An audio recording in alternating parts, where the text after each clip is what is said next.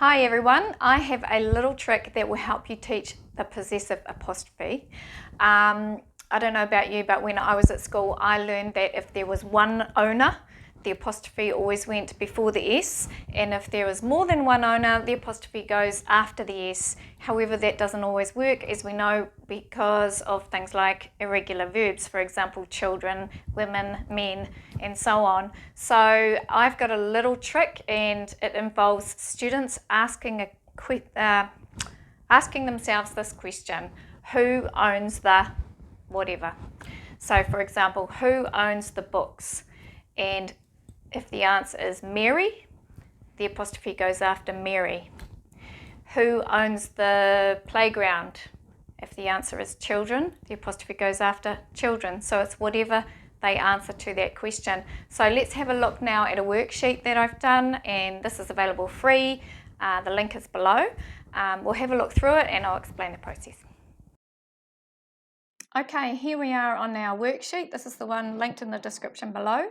So it's using apostrophes to show ownership and nifty trick. This is the question that students should ask: who owns the whatever? They don't need to understand anything else.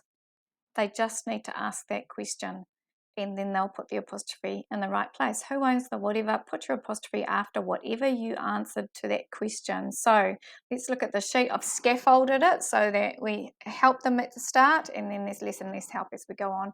So the boys' bike. So one boy there. The boys' bikes were in the garage. Who owns the bikes? The boy.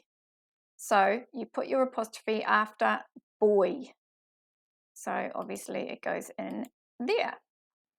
Who owns the bikes here? The couple of boys here, but just don't even worry about that. Just get them to ask that question. Who owns the bikes? The boys. So put your apostrophe after, and then the kids can fill that in. Boys. So their apostrophe goes after boys here. This one, the man's trousers were orange. Who owns the trousers? The man. So put your apostrophe after man. So get the students to do that. And then this one, they're on their own. It says on your own from here. So use our nifty trick to help you. So the men's trousers were orange. Who owned the trousers? The men. So they put the apostrophe after men. Okay, so I hope that might make things easier for you and for your students. Don't forget the link to the worksheet that I just showed you is in the description below. Maybe get students to write that question on the inside of their notebooks, or put a little sticky on all of their laptops, or have a big poster at the front of your classroom to help them remember that they need to ask who owns the whatever. Happy teaching.